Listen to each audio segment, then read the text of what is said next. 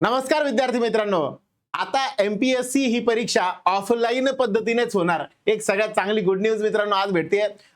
या वर्षीच्या सगळ्या परीक्षा आपण सध्या जर म्हणू शकतो एमपीएससी ग्रुप सी असेल किंवा अजून ज्या सध्याच्या येणाऱ्या काळातल्या परीक्षा आहेत, या परीक्षा ज्या आहेत तर साधारण ह्या सगळ्या परीक्षांची स्पीड वाढावी, रिझल्ट लवकरात लवकर यावे, या सगळ्या हेतूने आणि ट्रान्सपरन्सी म्हणजेच पारदर्शकता यांच्या नावाखाली ऑनलाईन परीक्षा ही विद्यार्थ्यांवरती नकळतपणे लादली जाणार होती. ही काही अंशी म्हणजे काही काळापुरती थांबली जाणार आहे. सध्याची परीक्षा ही ऑफलाईन पद्धतीने होणार आहे. परंतु 2027 मध्ये ऑगस्ट 2027 नंतरच्या परीक्षा ज्या असतील त्या ऑनलाईन व्हाव्यात अशी या ठिकाणी मागणी केली जाते. मुख्यमंत्री श्री देवेंद्र फडणवीस साहेबांनी आजच्या झालेल्या मीटिंग नंतर एक ट्विट केलंय, ज्या ट्विट मध्ये या सगळ्या गोष्टींबद्दलचा खुलासा होतोय. जाणून घेऊया नेमकं काय म्हणतायत.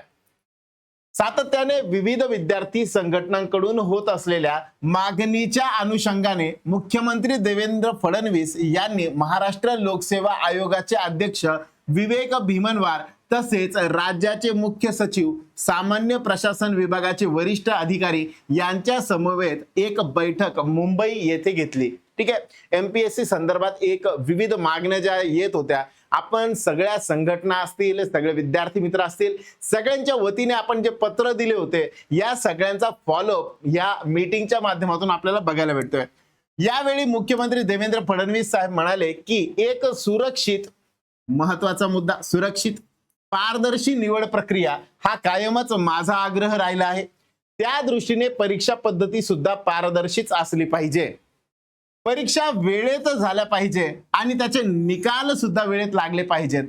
पण जो आपण मुद्दा म्हटलो होतो, सुधारणांचा हा क्रम हाती घेताना एका व्यवस्थेकडून दुसऱ्या व्यवस्थेकडे मार्गोत्क्रमण हे तितकेच सुरळीत सुद्धा असले पाहिजे. म्हणजे जर एखादी परीक्षा ऑनलाईन पद्धतीने जाते किंवा एखाद्या संस्थेकडनं दुसऱ्या संस्थेकडे ते ट्रान्सफर होतंय तर हे स्मूथ झालं पाहिजे, कळलं सुद्धा नाही पाहिजे.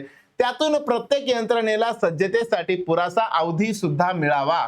पुरेपूर अवधी जो आहे तो मिळाला पाहिजे, वेळ मिळाला पाहिजे. त्यामुळे टप्प्याटप्प्याने या सुधारणा राबवत संगणक आधारित परीक्षांची प्रक्रिया ही लगेच लागू न करता ऑगस्ट 2027 पासून अंमलात आणावी.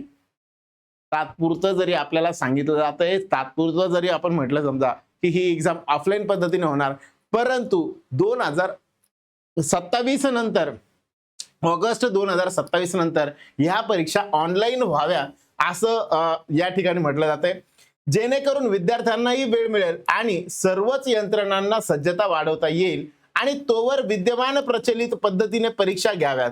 तोपर्यंत सगळ्या परीक्षा ह्या ऑफलाईन पद्धतीने झाल्या पाहिजे असं म्हटलं जात आहे.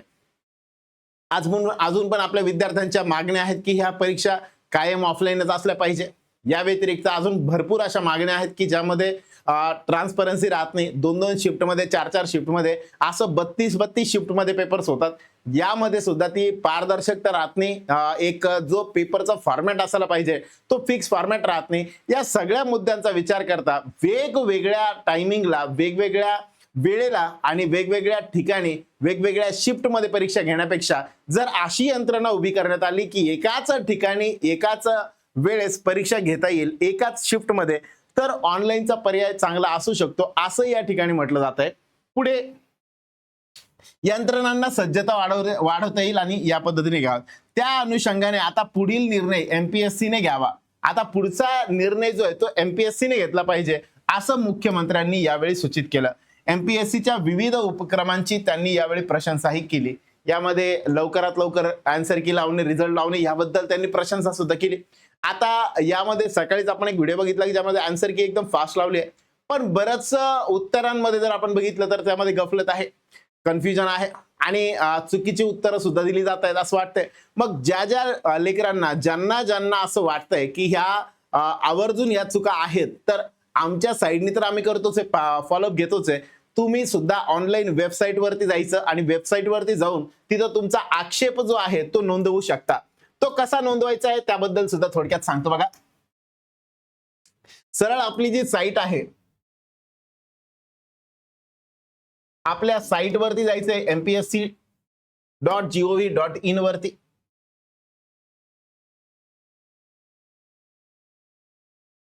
इकडे तुम्ही आल्यानंतर या ठिकाणी एक ऑनलाईन फॅसिलिटीज नावाचा एक या ठिकाणी तुम्हाला टॅब दिसेल. इथे बघा क्वेश्चन पेपर ऑब्जेक्शन नावाचा एक पर्याय. ही साईट ओपन केल्यानंतर online application system, retotalling of marks, question paper objection या ठिकाणी तुम्ही जायचं आहे. इथे गेल्यानंतर तुम्हाला जे पण ऑब्जेक्शन असेल, ज्या प्रश्नाबद्दल ऑब्जेक्शन असेल त्याबद्दल इथं मोबाईल नंबर तुमचा टाकायचा, ईमेल आयडी टाकायचा आहे, ओटीपी एंटर करायचा आहे आणि लॉग इन करायचं आहे. आणि लॉग इन केल्यानंतर जो तुमचा आक्षेप आहे तो आक्षेप या ठिकाणी तुम्ही नोंदवू शकता.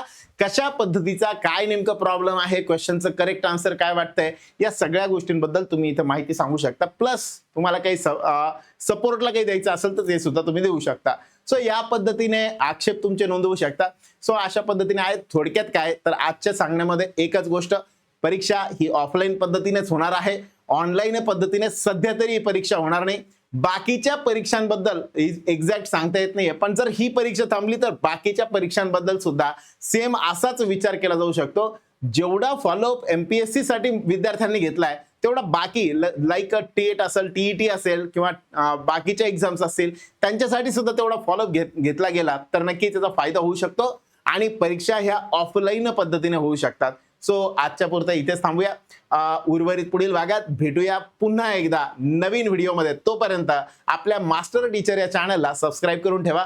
जर व्हिडिओ आवडला असेल तर लाईक करा. अशाच अजून कोणत्या पद्धतीची माहिती पाहिजे त्याबद्दल सुद्धा सांगा. आणि मॅक्झिमम विद्यार्थ्यांनी हा फोकस ठेवा की अजूनही आपल्याला 2027 असेल तर 2027 ला सुद्धा ऑनलाईन न होता ऑफलाईनच परीक्षा झाल्या पाहिजे. या आपल्या मागणीवरती आपण फर्म राहावं, ठाम राहावं, जेणेकरून येणाऱ्या काळामधल्या ज्या परीक्षा आहेत त्या सुद्धा त्यांच्याबद्दल सुद्धा असं व्हायला नको की येणारी जी आगामी परीक्षा होती तिला मुद्दाम होऊन 27 नंतर ढकलण्यात आलं जेणेकरून ते ऑनलाईन पद्धतीने घेण्यात येईल.